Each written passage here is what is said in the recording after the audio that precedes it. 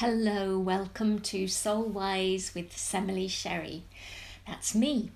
And in this episode, I wanted to share an experience that happened to me recently. I'm calling this one, There'll Be Bluebirds. In the interconnected web of life in which I live, nothing happens in isolation. There are many threads of that web, along which energy is resonating to arrive at the point at which I sit in any given moment. I am always in communication with this web, and it responds to the energy I'm pulsating across it. Whether I'm sending out healing, asking a question, or making a request for help and inspiration, the message is heard and elicits a response. So, when a blue tit appears repeatedly and acts in ways I haven't observed before over several days, I sit up and take notice. It began like this. Every time I settled down to a client session in my sacred space, one of these tiny birds alighted on the windowsill alongside me, pausing for a while before taking flight again. This heightened to 2 longer encounters where my blue-capped messenger perched on the windowsill, then very deliberately turned to look into the room. Approaching the glass pane inquisitively and with intention, she tapped several times on it, as if trying to gain entrance. My curiosity was now really piqued. Only hours later, I was meditating in the same room when I heard a persistent tapping from outside the door. We have a window there with an inherited flap set into it, and I wondered at first if a neighbour's cat was trying to get in. Slowly and carefully opening the door so as not to frighten whatever it was, I was astonished to see not a cat, but another blue tit, or perhaps the same one, who knows, perched on the flap, busily pecking. By now, I was almost incredulous. This had never happened before, and I spend a lot of time in this room, so I've had years of opportunity to notice it. My encounter was to intensify even further, however, and you're probably way ahead of me by now. Yes, a blue tit flew right into the cottage. We've had one in the conservatory before, as we often have the double doors open, but this one didn't fly straight out as we're used to. Instead, it decided to stay and explore, darting down the hall and into the kitchen before flitting up the stairs. I couldn't help but chuckle as it passed the 3 little wooden birds on the stairway wall, marking out the flight path, one of which is a blue tit. My workroom is right at the top of the stairs. It seemed to me that my little blue-capped friend was seeking out the energy signature there. We opened the window to allow an escape route, which it took eventually, although I didn't see it leave. Now, any 1 or 2 of these events I could dismiss, although if you know me at all, you'll know I dismiss nothing. But in my enchanted life, this is a clear and direct message from the universe. So off to my shamanic books I went. The blue tit is associated with playfulness, joy, hope, and new beginnings after adversity. You'll find them mentioned alongside these qualities in myth, folklore, and fairy tale around the world. More recently, most of us have been enthralled and moved at least once by Judy Garland's evocative voice in the Christmas classic The Wizard of Oz, singing, "Somewhere over the rainbow, bluebirds fly. If happy little bluebirds fly beyond the rainbow, why, oh why can't I?" As a species, blue tits are renowned for their curiosity, intelligence, and adaptability. This all resonated with me. Life had been more downs than ups for a few months, so playfulness and joy hadn't seemed quite so easily accessible as they usually are. This little bird was telling me to lighten up, to find the simple things in life that bring happiness, and to promise that a new and brighter beginning lay ahead. I always see blue as a deeply spiritual colour, indicating divine intelligence and communication, healing and deep peace. I welcomed all of these comforting attributes to my day, offering an extra special gift of food to my local community of blue tits in appreciation. But bluebirds weren't done with me just yet. A couple of days later, while in the active whirl of housework, I found a tiny feather on the kitchen floor. I turned it over for a closer examination and saw the unmistakable flash of bright jay blue.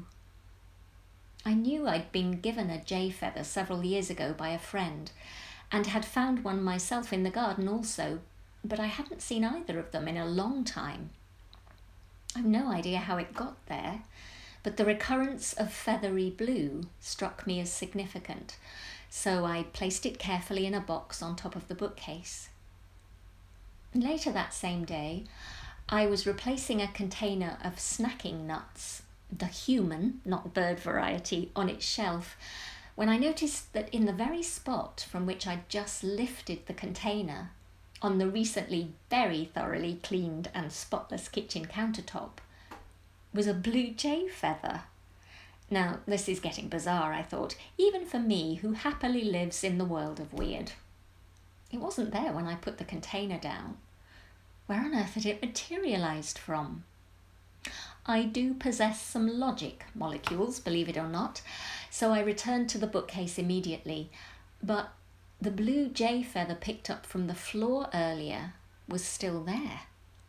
This was another one, looking absolutely pristine, as if it had just that second been shed from the wing. Well, you could have knocked me down with a feather. So my little blue avian's big cousin had decided to join the conversation. I don't know if you've ever seen a jay close up, but they're extraordinary. I was overawed the first time I saw one, as if coming face to face with an ancient or mythical creature from the other world.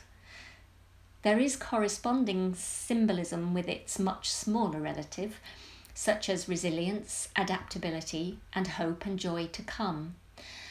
But according to Ted Andrews in his book Animal Speak, there is more.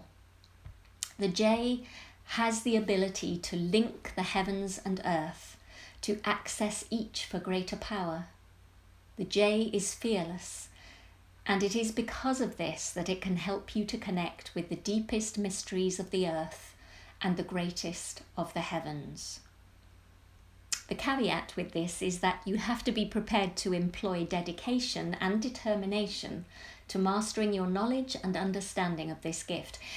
It won't just drop into your lap like a feather from the sky, and that kind of power has to be applied to the greater good. It's a universal law of interconnected, interdependent living. For a few months, I had been feeling a deep urge to evolve my spiritual work, to reflect who I am now and the depth of wisdom I've worked to accumulate over many years, in a way that best serves the needs of the world and my own continued soul growth. But the more I thought about it, the less obvious it seemed how to do that.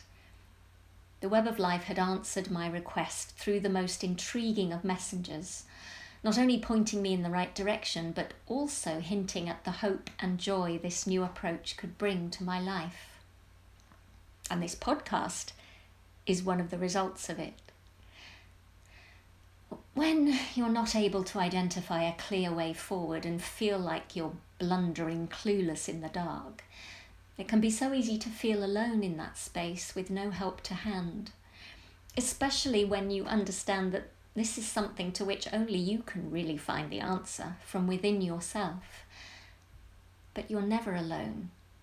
If you're prepared to open your heart to the other than human life all around you, Just gently pluck on the thread of the web of life into which you are intrinsically woven, and the answers and inspiration will surely vibrate back to you, more often than not, in unexpected and surprising ways, such as a quiver of feathers.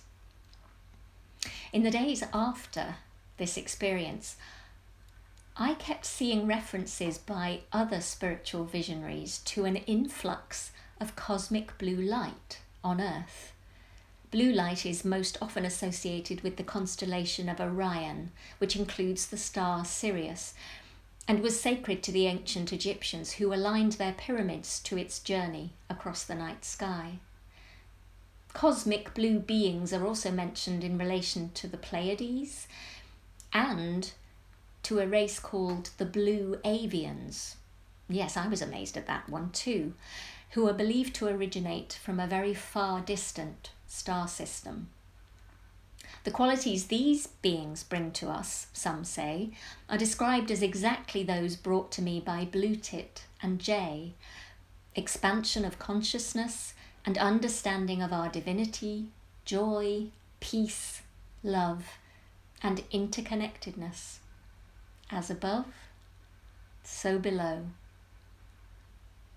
That blue jay feather is now on the altar shelf in my sacred workroom. I honour and thank both birds who volunteered to encourage me with their vibrant wisdom, evoking an experience of and trust in the ever-present, wondrous magic of small, everyday miracles. And I hope that in hearing this story, you can absorb a bit of that hope and magic too. That's the end of this episode. I'll say goodbye. But remember, know yourself, shine your light, and love life. Goodbye.